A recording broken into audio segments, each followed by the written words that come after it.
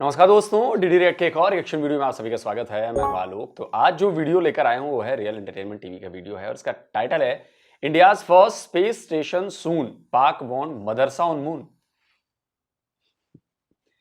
तो जी हाँ, ये बात तो सही है कि भारत के स्पेस स्टेशन पर काम चालू हो चुका है और बहुत जल्द आपको स्पेस स्टेशन जो है वो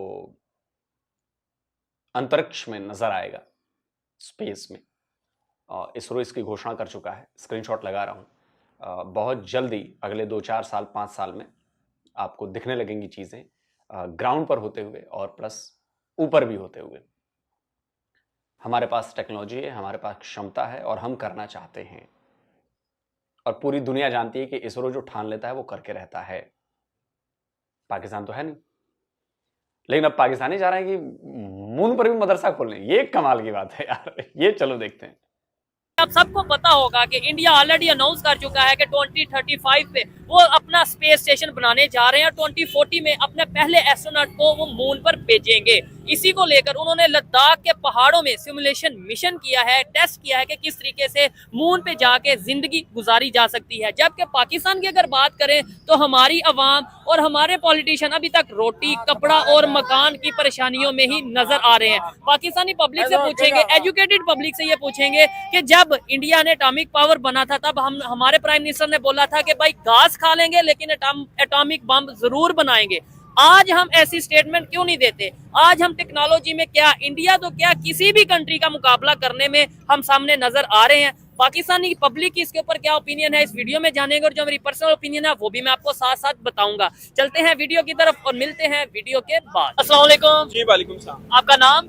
एडवोकेट मियां अब्दुल हलीम। ओ एडवोकेट, मैं भी लॉ का स्टूडेंट हूँ, यानी आपका जूनियर हुआ फिर तो। अच्छा, जिस टॉपिक पे वीडियो रिकॉर्ड कर रहे हैं प्योरली टेक्नोलॉजी के ऊपर बात कर रहे हैं कि आज से कुछ साल पहले या कई साल पहले हम मुकाबला करते थे कंट्री से जिसका नाम था इंडिया।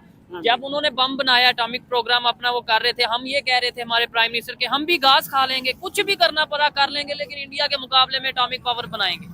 आज हम उससे मुकाबला करना छोड़ गए हैं या आज मुकाबला कर नहीं पा रहे या उस पोजीशन पे नहीं है, क्योंकि इंडिया ने तो अपना मिशन ये सब पूरी दुनिया को बता दिया कि 2035 पे स्पेस स्टेशन वो बनाएंगे अपना जाके, ठीक है, और 2040 में वो अपने आम पब्लिक में मतलब एस्ट्रोनॉट्स को वो वहां पे भेज देंगे।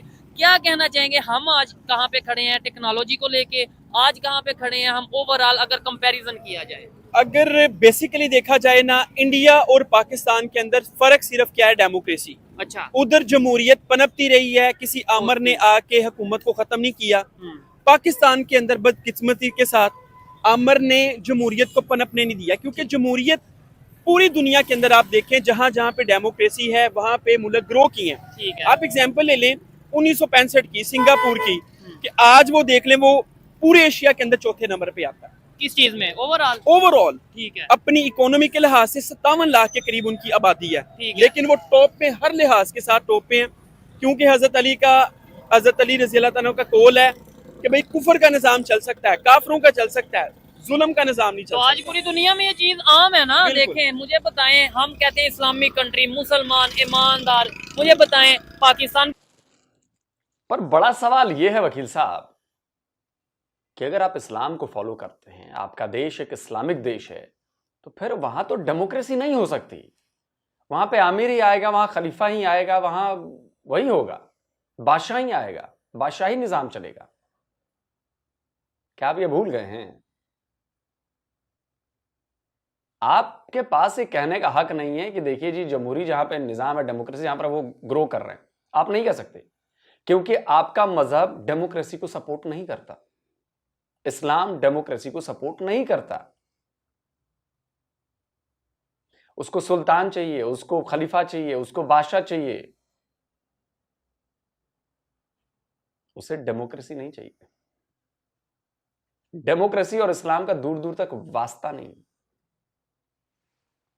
पाकिस्तान की बात कर लें, बांग्लादेश की बात कर लें, आप अब सीरिया की बात कर लें, इराक, ईरान की बात कर लें, बर्मा की बात कर लें, जितने भी इस्लामिक कंट्रीज हैं यहाँ पे हमें इश्यूज देखने को मिल रहे हैं। जबकि अगर हम यूरोप कंट्रीज की बात कर लें वो तो स्टेबिलिटी की तरफ है, हम चाइना की बात कर लें वो स्टेबिलिटी की तरफ है, इंडिया की आपने खुद बात की कि भाई वहाँ पे स्टेबिलिटी है, पॉलिटिकल मतलब डेमोक्रेसी है। क्या वजह है कि हम जितने भी इस्लामिक कंट्रीज हैं हम टेक्नोलॉजी से भागते हैं शायद दूर, हम डेमोक्रेसी से दूर भागते हैं। हमारे माइंड में ये आज भी यही है कि भाई बादशाही निजाम हो, लेकिन वो भी नहीं प्रॉपर कर पाते। देखें कि बादशाही निज़ाम तो हमारा अगर दीन अगर हम अच्छे तरीके के साथ पढ़े तो वो है ही नहीं। अच्छा, डेमोक्रेसी है, और डेमोक्रेसी क्या है? By the people for the people. कि अगर आप अवाम के वोटों के ऊपर, अवाम जिसको पसंद करती है वो बंदा ऊपर आएगा, वो पूरे मुल्क को ऊपर लेके ठीक जाएगा। है, लेकिन आपने इस्लामिक पॉइंट आपने बोला जी डेमोक्रेसी, मेरे ख्याल से तो इस्लामिक निजाम में तो शरी निजाम आता है कि भाई देखिए, डेमोक्रेसी अगर तो आप नहीं आती। शरी निज़ाम पढ़े, आप खिलाफत का निज़ाम पढ़ते, वो डेमोक्रेसी था अच्छा, जी। ठीक वो हो गया। प्योरली डेमोक्रेसी है। अगर अवाम की मंशा के मुताबिक कोई मुल्क चले, कोई वो हुक्मरान ऐसा आए। जी, वो हो ही नहीं सकता कि वो मुल्क नीचे रहे। ठीक है, अच्छा टेक्नोलॉजी की, क्योंकि टॉपिक हमारा ये है कि वो लोग उन्होंने ऐसी कौन सी चीजों के ऊपर वर्क किया कि हमारे साथ सफर स्टार्ट किया, आज वो कहां से कहां चले गए। आपने सिंगापुर की जैसे एग्जांपल दी कि एशिया में वो टॉप नंबर 4 पे है, 4 नंबर पे 5 पे है। हाँ जी। इंडिया पूरी दुनिया में इकोनॉमी में नंबर 4 पे आने वाला है, नंबर 5 पे तो वो है, नंबर 4 पे आने वाला है। अगर उनकी ऑटोमोबाइल इंडस्ट्री की बात करें, जापान को वो पीछे छोड़ते नजर आ रहे हैं। टेक्नोलॉजी की बात करें, चाइना का मुकाबला करते नजर आ रहे हैं। उन्होंने ऐसा क्या सबक पढ़ लिया, उन्होंने ऐसा क्या कर लिया इन 78 सालों में जो हम नहीं कर पाए। देखिए, 78 सालों में तो नहीं किया, ये कुछ टाइम उनका गुजरा है। 20 सालों के अंदर अच्छा, हमारा 1 रुपया उनके 1 रुपए के बराबर था 20 साल के अंदर अंदर। ठीक है, 20 ये साल पहले 20 जी, ये 20 सालों के अंदर इंडिया ने बूझ पकड़ी है, वो सिर्फ जमहूरियत की बेस पे पकड़ी है। डेमोक्रेसी जी, डेमोक्रेसी। यानी ये जो उनके अभी लीडर आए हैं नरेंद्र मोदी, जो वहाँ हाँ पे जी। 2 टर्न्योर पूरे किए, अब तीसरे कर रहे हैं। बिल्कुल, क्योंकि इसलिए वकील साहब पढ़ने की बहुत जरूरत है आपको। वकील साहब आपको पढ़ने की बहुत जरूरत है।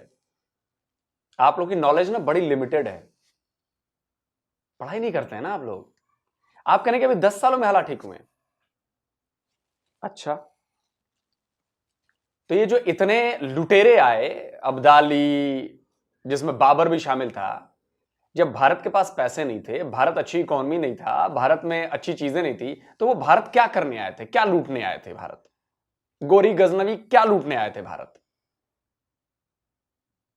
अंग्रेज क्या करने आए थे? भारत अगर भारत इतना अच्छा देश नहीं था, सोने की चिड़िया कहा जाता था। क्यों कहा जाता था पता है आपको? क्योंकि भारत की इकोनॉमी बहुत बूम पर थी। भारत दुनिया का सबसे बड़ी इकोनॉमी वाला देश था। अल जजीरा एक इस्लामिक देश का पेपर है, हमारे एंटी इंडिया रहता है, लेकिन अल जजीरा की एक रिपोर्ट दिखाता हूं मैं, ये स्क्रीनशॉट देखिए। अल जजीरा ने कहा कि अंग्रेजों ने जितना भारत से लूटा है ना, वो पता है कितने के बराबर है? अगर आज देखा जाए तो 45 ट्रिलियन डॉलर्स। ध्यान से सुनिए वकील साहब, एडवोकेट साहब, 45 ट्रिलियन डॉलर्स। आजादी के पहले की बात है, 10 साल पुरानी बात नहीं है कि 20 साल पुरानी बात नहीं है कि भारत आगे बढ़ गया। भारत पहले से समृद्ध था, हर चीज में, एजुकेशन में, इनोवेशन में, कंस्ट्रक्शन में, इंजीनियरिंग में, जियोग्राफी में, हर जगह भारतीय बहुत जबरदस्त थे। वरना जीरो की इन्वेंशन कहीं और नहीं हुई थी, भारत में क्यों हुई जीरो की इन्वेंशन? फ्लश टॉयलेट भारतीयों ने क्यों बनाए? शर्ट के बटन भारतीयों ने क्यों बनाए? प्लास्टिक सर्जरी भारतीयों ने क्यों इजाद की? कैटरैक्ट की सर्जरी भारतीयों ने क्यों इजाद की? गिनाने बैठूंगा तो लिस्ट लगा दूंगा सर। बात करते हो कि अभी हुआ है। भारत पहले से अमीर था, भारत पहले से समृद्ध था, भारत के लोग पहले से बहुत जबरदस्त थे, बहुत एजुकेटेड थे। क्योंकि कहते हैं कि डेमोक्रेसी मरी की मरी होना वो बादशाहत से, डिक्टेटरशिप से, हर लिहाज से बेहतर होती है। ठीक हो गया। मुझे लास्ट में ये बता दें, क्या समझते हैं यहाँ पे आम आवाम, हम टेक्नोलॉजी का टॉपिक बेशक डिस्कस कर रहे हैं, लेकिन आम आवाम को तो इस चीज का पता ही नहीं। वो कहते हैं भाई ये क्या टॉपिक है, आप सब्जी की बात करो, आटे की बात करो, रोटी कपड़ा मकान की बात करो, ये टेक्नोलॉजी हमारी शायद जरूरत ही नहीं। आपकी टेक्नोलॉजी ये है कि आपका वीपीएन बंद है, ये आपकी पूरी इंडस्ट्री बढ़ गई है, आईटी इंडस्ट्री को नुकसान ठीक हो रहा हो गया। आपका जी सोशल मीडिया एप्स वो कहते हैं हमने जी बंद कर देने हैं। ठीक है। आपका पाकिस्तान डिजिटल, हम वो कह रहे हैं कि जो डिजिटल हमने अवाम को बनाना है, उसके नाम के ऊपर उन्होंने एक अपना कानून पेश कर दिया। डिजिटल जेल ही हो गई ना जी फिर। बिल्कुल, हर बंदे को वो देखें, जो भी हुकूमत ये चाहती है ना, हमने अवाम को कंट्रोल करना है, दबाना है, मारना है, हमने बताना है अवाम कैसे अपना जिंदगी गुजारेगी। नॉर्थ कोरिया जैसी वो सिचुएशन बनाना चाह रहे हैं, लेकिन वो जी। उन लोगों के पास बहुत कुछ है, वो बहुत आगे ऑलरेडी टेक्नोलॉजी में शायद जा चुके हैं। पाकिस्तान अगर इस तरीके से ज्यादा देर चल पाएगा कि भाई अवाम को दबाया जाए, कर्जे लिए जाएं, कर्जों से कंट्री चलाया जाए? मैं एक ही बात कहता हूँ, देखिए जब पूरा अंधेरा हो जाता है ना, हाँ। तो सुबह भी आती है, क्या बात पाकिस्तान है। में भी इंशाल्लाह आएगी। उम्मीद है। लेकिन मैं ये कहता हूँ कि जब तक डेमोक्रेसी नहीं आती, अवाम का वोट के जरिए से लीडर नहीं आता, कठपुतली बंदे आते रहते हैं। इस मुल्क में आप टेक्नोलॉजी कुछ भी कह लें, कुछ नहीं बदलने वाला। अच्छा, कोई हाँ जी। टेक्नोलॉजी में वर्क नहीं तो होने सर जी, वाला। इन्होंने रियासत का तीसरा पिलर जिसे अदालतें कहते हैं, उनको कठपुतली बना लिया, बांदी बना लिया, गुलाम बना लिया हुआ है। ठीक हो गया। ये अच्छा, अदालत एक साइड खत्म हो गई आपसे आपके थोड़ा मुल्क सा से। मैं डिसएग्री इस वजह से एक पॉइंट पे हाँ जी, करूंगा। जी। आपने बोला कि भाई जहाँ आमरीयत हो, ये हो, लेकिन जिन लोगों ने आमरीयत लाई, यानी जिन लोगों ने मार्शल लाई, ये सब, वो कहते हैं आपके पॉलिटिशियंस इस काबिल नहीं कि हमें आके संभालना पड़ता है। पॉलिटिशियन कौन सा काबल वो लेके आते हैं, बस इतना मुझे बता दें। तो वो तो हमने ऐसा लाना है ना। नहीं सर, नहीं, आप ला के दिखाएं। अच्छा, आप एक बंदा जिसको बंदा काबल, नेक बंदा, समझदार या बंदा, वोट देते हैं जिसे। नहीं, वो आपको वो कहते हैं जी फॉर्म 47 हमारा बंदा आना है।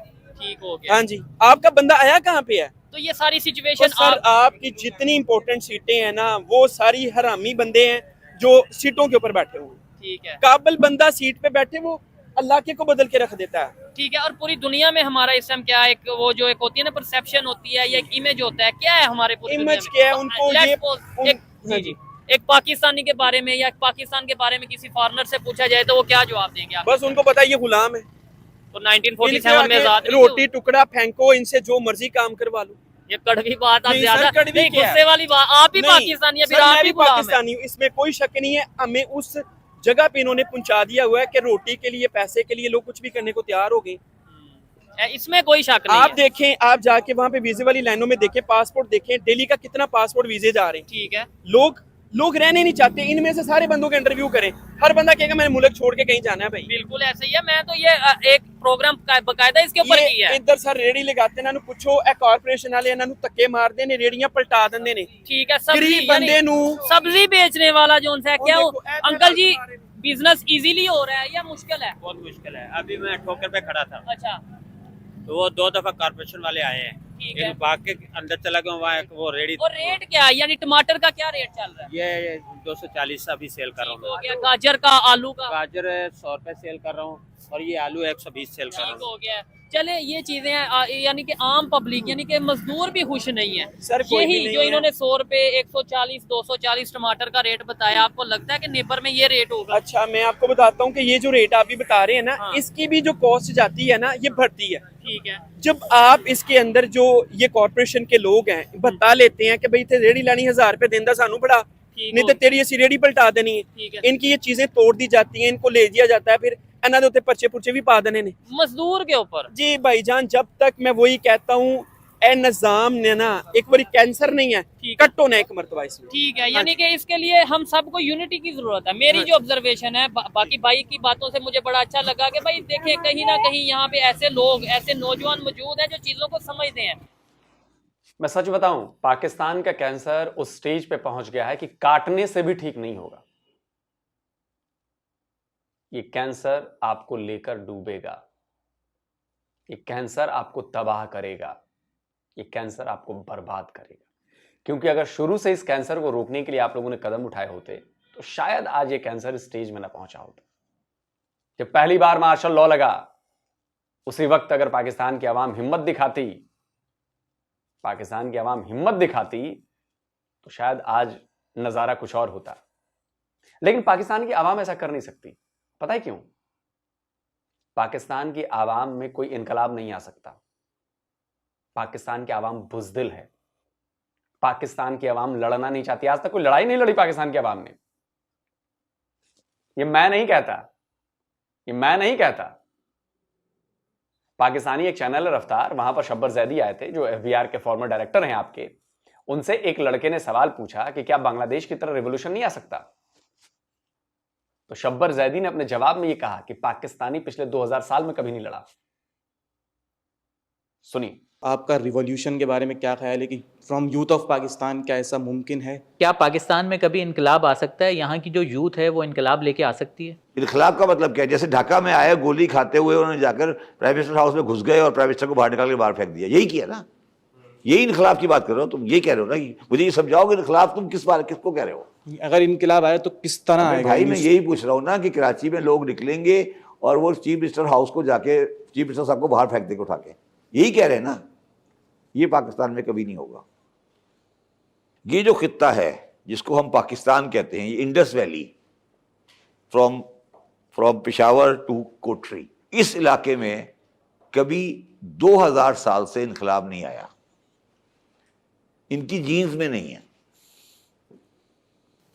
ये सरेंडर कर देते हैं, जो गोली चलाने आता है उससे आगे सरेंडर कर देते हैं। इन्होंने कभी इस इलाके में इनकलाब नहीं आया, कभी कोई जंग नहीं हुई गुजरांवाले में, शेखुपुरे में, अटक में, कोई जंग नहीं हुई कभी 2000 साल से। ठीक है, इनके ऊपर अच्छा, इसके बाद इन्होंने कभी खुद हुकूमत भी नहीं की।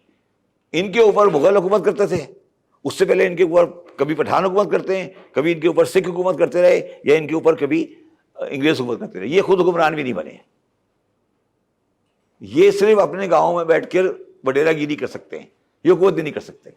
अब इनके ऊपर अमेरिकन हुकूमत कर रहे हैं। तो ये जो इलाका है, ये कभी भी, इसमें कभी भी अवामी इनकलाब आने का सवाल ही पैदा नहीं होता। सुन लिया आपने? तो अगर पहली बार जब मार्शल लॉ लगा और उस वक्त पाकिस्तान की अवाम ने लड़ाई लड़ ली होती तो आज आपकी हालत ऐसी नहीं होती। आज पाकिस्तान की फौज अपना काम कर रही होती, सरहद पर होती, पाकिस्तान के पॉलिटिशियन अपना काम कर रहे होते और आप भी मजे में होते। लेकिन आप तो है बुज़दिल कौम, क्योंकि आप तो लड़ना जानते नहीं है। और ये मैं नहीं कह रहा, ये उन्होंने कहा। बुज़दिल शब्द उन्होंने इस्तेमाल नहीं किया। लड़े नहीं आप लड़ नहीं सकते। और उन्होंने बाकायदा सबूतों के साथ बात की। टेक्नोलॉजी कौन तैयार होगा सजा भुगतने के लिए? ठीक है, जो करता है आगे की बात, उसको पाकिस्तान में सजा दी जाती है। नहीं क्या वजह, यानी इनाम मिलता है, इधर सजा मिलती है। अच्छा, वहाँ इनाम मिलता है। हम महकूम कौम है, ठीक है, हम मजबूर कौम है। नहीं उनमें और हम में फर्क क्या है? वो कौम है, हम कौम नहीं। सही बात यही है, हम अपना कौम नहीं बन सके। ठीक हो, हमें कौम नहीं बनाया गया, हमें महकूम बनाया गया है। ठीक है। और इसका ये बनाया किसने है? क्या ये भी किसी बाहर से आके बनाया? हुक्मरानों ने, हम खुद ही बनाया। जो हमने चोरियां की हैं, मुल्क के साथ ज्यादती की है, ना इंसाफी और करप्शन की है। करप्शन है, बिल्कुल हर महकमे में करप्शन है जी। ठीक मैं है, खुद सरकारी मुलाजिम हूँ, है बिल्कुल है। देखिए ये चले, यही बड़ी बात है कि ये नहीं। करप्शन है जी। और मैं इधर ये कहता हूँ, हमारे दायरे में भी मैं कहूँ कि क्या मैं अपना काम ईमानदारी से कर रहा हूँ, हमारे इधर सोचिए करप्शन का मतलब। ये नहीं कहूँगा मैं किस महकमे में जॉब करता हूँ, लेकिन मैं जिस महकमे में जॉब करता हूँ ना, हाँ, वो टॉप ऑफ द लिस्ट में है करप्शन में। ठीक है, आप भी लेते हैं? खुदा की कसम मैं नहीं लेता। जबरदस्त हो गया। ठीक है, अगर लेते होते तो ये जिक्र ही ना करते करप्शन का। मैं हल्फन कहता हूँ, मैं नहीं कहता। मेरे क्लाइंट से पूछिए, मेरे एरिया से पूछ लें। ठीक है, लेकिन सर और मैं चाहूँ तो मैं बहुत कुछ कर सकता हूँ। ठीक है, लेकिन आप मैं नहीं करते। रिक्शे पे सफर करता हूँ, मेट्रो पे आया हूँ, ट्रेन पे आया हूँ, और मैं आपको बता दूं मैं क्या हूँ। ठीक है, मैं महकमा रेवन्यू में पटवारी की जॉब करता हूँ। ओहो हो, और पटवारी मतलब पाकिस्तान में हर बंदा ये जानता होगा कि मैं पैसे नहीं लेता। क्या बात है सर, आपको शायद कोई मैं जानता हूँ कि पटवारी जो ऐसी चीज है, मतलब मैं इस चीज को समझता हूँ मैंने आपको इसलिए बताया, ऐसी पोस्ट है कि पूरे ऑफिसर से पूछ लें, हाँ, मेरे जो हल्के के जिम्मेदार हैं उनसे उनसे पूछ लें। हल्फन कहता हूँ मैं पैसे नहीं लेता क्या बात है, और लूंगा भी नहीं इंशाल्लाह। लेकिन बहुत से लोग हैं, और मैं कहता हूँ करप्शन हमें शायद माइंडसेट ये है कि जो पैसे लेना ही करप्शन है। अब मैं अगर अपना काम ईमानदारी से नहीं करता, मैं स्टूडेंट हूँ, मैं पढ़ाई ईमानदारी से नहीं करता, वो भी करप्शन है। अगर आपको बताऊँ ना, जो सबसे बड़ी करप्शन है ना, और जो सबसे बड़ी नेकी है, वो एक उस्ताद करता है। ठीक है, मास्टर में अगर उस्ताद बच्चों को सही नहीं पढ़ाता, बेशक ड्यूटी पे आता है लेकिन सही पढ़ाता नहीं, वो सबसे बड़ी करप्शन कर रहा है। वो नस्ल को तबाह कर रहा है, वो खानदान को तबाह कर रहा है। ठीक है, और कोई टीचर अगर सही पढ़ाता है बच्चों को, वो सबसे बड़ा अच्छा काम कर रहा है। अच्छा, तो जो हमें कौन बना रहा है। कोई भी चलिए, अगर ये करप्शन नहीं कर रहे हैं और ये आके खुलेआम सीना ठोक कर कह रहे हैं तो बात होगी, फिर इनमें ये बात होगी। क्योंकि नॉर्मली जो करप्ट बंदा होता है वो ऐसे आके बात नहीं करता कि मैं नहीं करता और मैं, आप किसी से पूछ लो, इससे पूछ लो, उससे पूछ लो, नॉर्मली ऐसी बातें नहीं करता जिस भरोसे के साथ ये कर रहे हैं। लेकिन हाँ भाई, अब अंदर क्या है नहीं पता, कल को कुछ और खुल जाए। कई बार होता है कि सामने जो बोलता है आदमी वो बड़े कॉन्फिडेंस से बोलता है, लेकिन अंदर कुछ और बात होती है। लेकिन हाँ, अगर ये करप्शन नहीं कर रहे हैं और पटवारी होने के बावजूद, मैं जानता हूँ हमारे यहाँ भी पटवारी इधर यूपी में होते हैं और वो करोड़ों करोड़ के मालिक होते हैं, तो अगर नहीं कर रहे हैं पटवारी होने के बावजूद, तो ये काबिल तारीफ बात है, इसकी प्रशंसा की जानी चाहिए। कोई भी कौम है, कोई भी कंट्री है, अगर वो आगे जा रहा है इसका मतलब है उसके टीचर्स, उसके उस्ताद। बेसिक चीज ये है। इंडिया में अगर टेक्नोलॉजी में वो आईटी में टीचर प्राइमरी क्लास के वो बेस बनाते हैं बच्चे की, ठीक है, वो अच्छी होनी चाहिए। नहीं जो अगर हम नेबर जिसकी बात कर रहे हैं जो मून पे जा रहा है अपना वो तो स्पेस भाई स्टेशन, मेरी बात सुनो, वो तो हमसे हर फील्ड में आगे हैं, ज़राअत में, मेडिकल में, टेक्नोलॉजी में, गेम में, हर शो में हमसे आगे हैं वो। ये हमारी गलत फहमी है कि हम इंडिया का मुकाबला कर सकते हैं। हम इंडिया का मुकाबला नहीं कर सकते, ये झूठ है। जज्बे में कर सकते हैं, मतलब इधर खड़े होके हम कह दें कि जज्बा बहुत है, खुद फ्री भी है वो, अपने आप को बेवकूफ बना हम रहे जो हैं। जरिए लाते हैं इंडिया से इम्पोर्ट कर रहे हैं, ठीक है, पता है आपको क्या मतलब जरिए लात, मतलब एग्रीकल्चर के हवाले से जो हाँ, जो हम भी जरिए बोल चीजें के हैं, हम खुद नहीं तैयार कर सकते। ठीक है, टोटली हमारी मशीनरी बाहर से इम्पोर्ट हो आती है, ठीक है, वो कुमाइन है हर वास्ते खुद बना रहा है। हम सेकंड हैंड 20 साल 30 साल पुरानी बात मंगवा रहे हैं, मंगवा use रहे करते हैं, वो use और वो करते हैं। दूसरे नंबर पे एक्सपोर्ट करने पे आ गए अपनी टेक्नोलॉजी को। कर रहे हैं, हम कर रहे हैं, हम इम्पोर्ट कर रहे हैं इंडिया से। हम जरिए लात इंडिया से तो नहीं खैर कर रहे, इंडिया से कर रहे हैं भाई, नहीं इंडिया से तो इम्पोर्ट बंद है सर, ये तो मुझे भी इतना आइडिया वाया दुबई। हाँ वाया दुबई तो कर रहे हैं। मैं आपको एक एक्सपीरियंस बताता हूँ। आज से 15-20 साल पहले जब हमारे यहाँ धान का सीजन था, अभी मैं गया था घर छठ में, तो धान का सीजन होता है, तो मतलब गेहूं की बुआई होती है, उसके बाद धान की फसल कट जाती है, फिर खेत को ठीक से करके फिर गेहूं की बुआई होती है, वही जो अभी दिसंबर में तब नवंबर से शुरू हो जाती है। तो धान की कटाई के लिए और धान की, जब भी मैं बाहर निकल रहा था, सड़कों पे जा रहा था, इधर उधर जाना था मुझे, तो मैं देख रहा था बड़ी बड़ी मशीनें आ रही हैं। आज से 20 साल पहले ये मशीनें नहीं आती थी धान काटने के लिए, धान की प्रोसेसिंग के लिए। पहले धान मजदूर जाके काटते थे, फिर वो पुआल बांध के, पुला बांध के लेके आते थे, फिर धान को पीटा जाता था, मतलब पीटना इन द सेंस कि बीच में एक वो चौकी टाइप की रख दी जाती थी, और उसके बाद वो पुले से ऐसे ऐसे ऐसे ऐसे मारते थे, तो धान छिटक कर अलग हो जाता था, और जो उसका बचा हुआ, जिसे हमारे यहाँ पुअरा कहते हैं भोजपुरी में, पुआल जिसे कहते हैं, वो अलग रख दिया जाता था। वो जानवरों के खाने के काम में, चारे के काम में आता था उसको, या कोई घर बना रहा है तो उसमें भी काम आ जाता था, वो जो मड़ी उड़ी कहते हैं उसमें। तो 20 साल में बहुत कुछ बदला है हमारे यहाँ, और टेक्नोलॉजी ने वाकई हमारे यहाँ किसानों के लिए बहुत गजब का काम किया, टाइम बचाया है, पैसे बचाए हैं। आप समझो इस बात को, वो बड़ी बड़ी मशीनें थी जो ट्रैक्टर से लग के आ रही थी, और वो झटपट आपका काम करती हैं, धान का काट कर उनको सब अलग करके पटाख से काम कर देती हैं। और वो मैंने सैकड़ों की संख्या में देखे रोड पर जाते हुए अलग अलग इलाकों में। जो लोग जानते होंगे इन मशीनों के बारे में प्लीज कमेंट करके बताएं। तो वो गेहूं के टाइम पे भी आती हैं, वो धान के टाइम पे भी आती हैं। कई लोग कई मशीनें लेकर वो किराए पे भी चलाते हैं। हमारे गांव में ट्रैक्टर का इस्तेमाल बहुत जबरदस्त हो रहा है, हमारे गांव में मोटर का इस्तेमाल बहुत जबरदस्त हो रहा है, हमारे गांव में जेसीबी मशीनों का इस्तेमाल बहुत जबरदस्त तरीके से हो रहा है। लोग अब जानने लगे हैं टेक्नोलॉजी का इस्तेमाल। मोबाइल है ना, मोबाइल से बहुत सारी चीजें, इंफॉर्मेशन मिल जाती है। अलग अलग मशीनें आ गई हैं, छोटी मशीनें भी हैं, धान काटने की, गेहूं काटने की, आलू निकालने की। सोच, पहले आलू, मुझे याद है कि हम लोग को खुरपा लेके और आलू कोड़ते थे, कोड़ कोड़ के निकाल के जमा करते थे पूरे खेत से, मतलब मजदूर भी लगे रहते थे, हम भी उसी में लग जाते थे। आजकल मशीन आ गई है, जो काम पूरे दिन भर में होता था कि भाई 5 कट्ठे 10 कट्ठे का खेत है, 1 बीघा का खेत है, वहां से निकालने में पूरा पूरा दिन लग जाता था, आलू 2-2 दिन लग जाते थे, आज 1 घंटे में सब साफ हो जाता है, आलू निकल जाता है।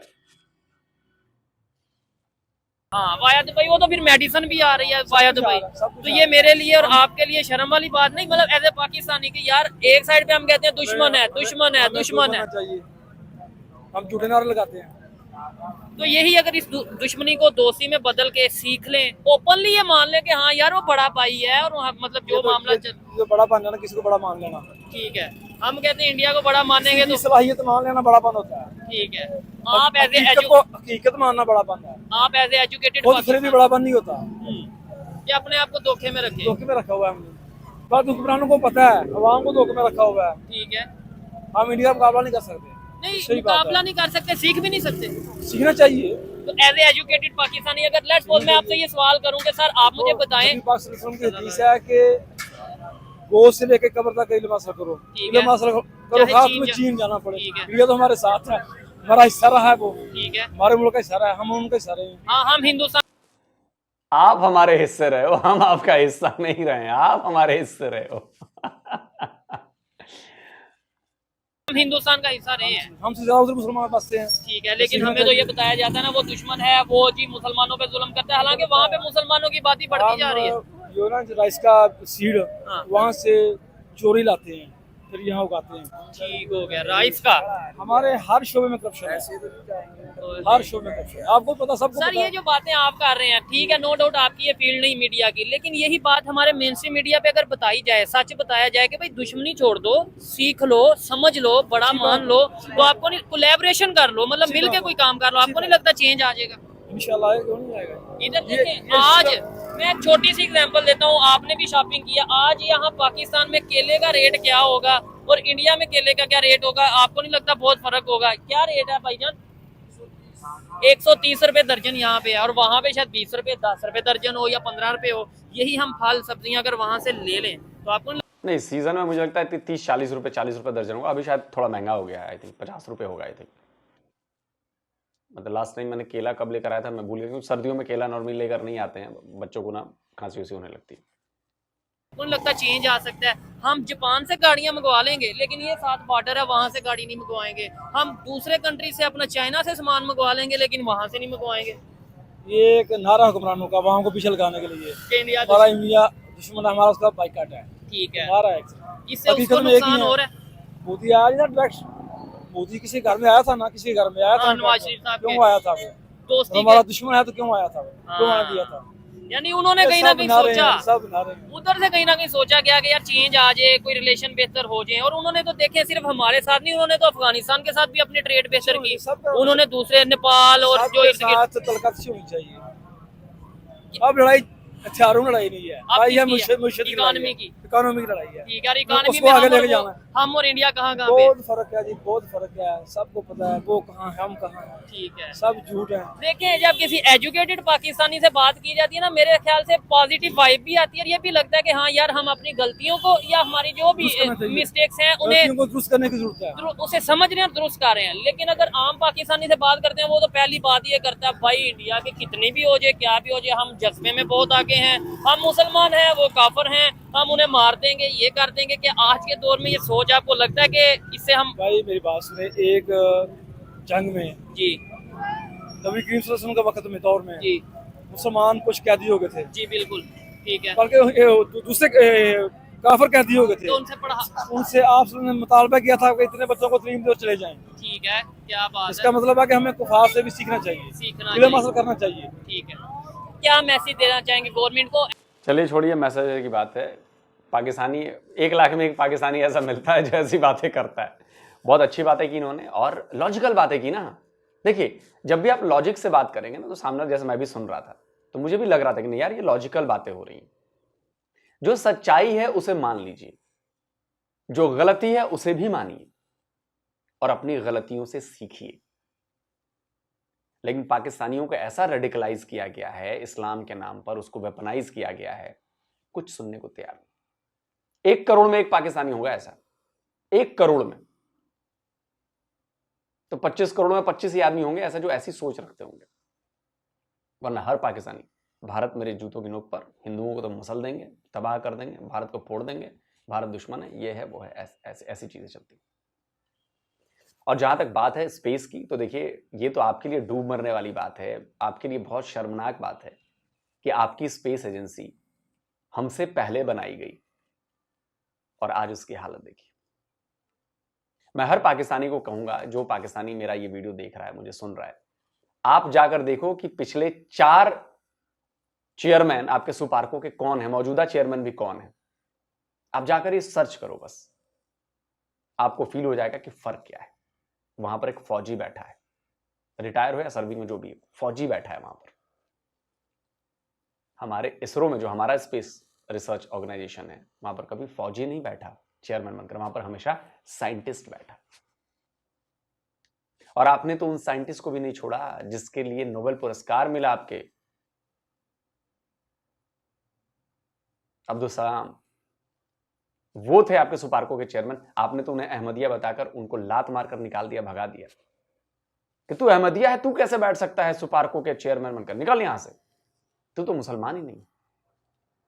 तो आपने अपने हीरोज के साथ तो ऐसा किया, उनकी कब्र पर तक मुस्लिम लिखा हुआ था वो लोगों ने पेंट करके हटा दिया, बोला कि मुस्लिम कैसे, इसकी हिम्मत कैसे हुई अहमदियों के लिखने की।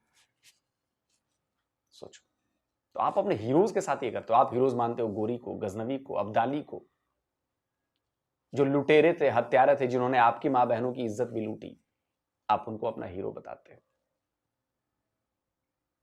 कैसे करोगे प्रोग्रेस? नहीं कर सकते। और वाकई भारत से कोई मैच नहीं, नो मैच, उस रेस में ही नहीं हो जिस रेस में भारत है। दोस्तों आप क्या कहते हो? कमेंट करके जरूर बताइए। जल्दी मिलता हूं एक और नए वीडियो के साथ। नमस्कार, जय हिंद। तो अगर आप चाहते हैं मुझसे बात करना, मुझसे कोई सवाल पूछना, तो फैन कॉल पर आप मुझसे कनेक्ट हो सकते हैं। फैन कॉल में ये सुविधा है कि आप अपने हिसाब से वहां पर जाकर टाइम स्लॉट बुक कर सकते हैं कि आपको फलाने दिन मुझसे बात करनी है, फलाने टाइम पे मुझसे बात करनी है। लेकिन ये भी बता दूं कि ये पेड सर्विस है,